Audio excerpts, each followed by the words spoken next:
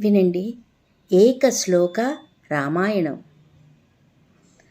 ఆదౌ కోశలపుత్రి గర్భజననం బాలోచిత క్రీడనం మౌంజీధారణ వేదశాస్త్రపఠనం మౌనీష్టి సంరక్షణ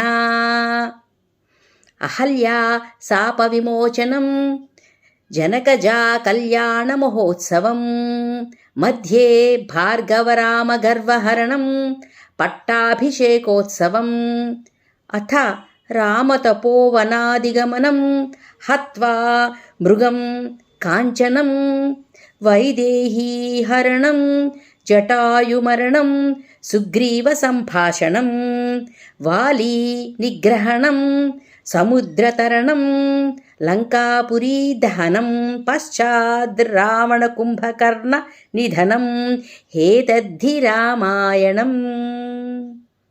జై శ్రీరామ్.